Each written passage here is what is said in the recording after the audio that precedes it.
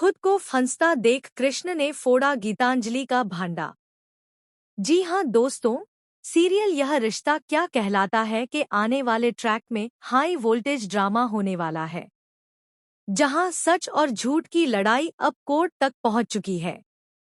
कहानी शुरू होती है वहां से जहां अभीरा पर अंशुमन की मौत का इल्जाम लगाया जाता है। तानिया, जो अपने भाई की मौत से सदमे में है, गुस्से में आकर सीधा अभीरा को जिम्मेदार ठहराती है।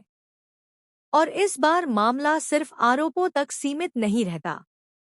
पुलिस अभीरा को पकड़कर ले जाती है। पूरा परिवार हक्का बक्का रह जाता है। अरमान के दिल में तूफान मचा है, क्योंकि जिस इंसान से वह बेइंतहा प्यार करता है, उसे गलत इल्जाम में फंसाया जा रहा है। कोर्ट में मामला गर्म है और सबकी नजरें टिकी हैं उस पोस्टमार्टम रिपोर्ट पर, जो अंशुमन की मौत की असली वजह सामने लाती है। रिपोर्ट में साफ तौर पर लिखा होता है कि अंशुमन को ऐसी दवा दी गई थी जो उसे नहीं दी जानी चाहिए थी। एक बड़ी लापरवाही ने उसकी जान ले ली। अब शक की सुई घूमती है और तानिया एक बार फिर चिल्लाकर कहती है कि यह सब अभीरा ने किया ताकि वह अंशुमन को रास्ते से हटाकर अरमान से फिर रिश्ता जोड़ सके।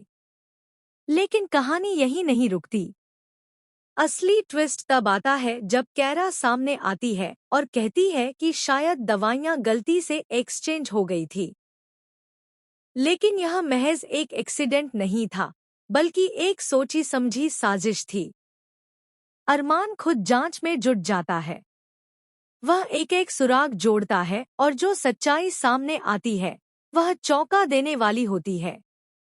उसे पता चलता है कि यह सब किसी और का नहीं, बल्कि खुद कृष का किया धरा है। कृष ने जानबूझकर दवाइयां बदल दी थी और इसी वजह से अंशुमन की तबीयत बिगड़ गई। यह एक्सीडेंट नहीं, बल्कि एक साजिश थी। कोर्ट में अरमान पूरा केस खोलकर रख देता है। अब कृष अपने ही बिछाए जाल में फंस चुका है। जैसे ही जज साहब अपना फैसला सुनाने वाले होते हैं, कृष खड़ा हो जाता है और करता है एक चौंकाने वाला खुलासा। वह कहता है कि उसने यह सब गीतांजलि के कहने पर किया था। उसने यह साजिश अकेले नहीं रची थी, बल्कि गीतांजलि के साथ मिलकर पूरा प्लान बनाया गया था। और यहीं से शुरू होता है कहानी का सबसे धमाकेदार हिस्सा। फ्लैशबैक में दिखाया जाएगा कि कैसे गीतांजलि ने अरमान और अभीरा के प्यार को खत्म करने की ठान ली थी और माहिरा को हमेशा के लिए अभीरा से छीनने की घटिया चाल चली थी। वह नहीं चाहती थी कि ये दोनों फिर से एक हो पाएं।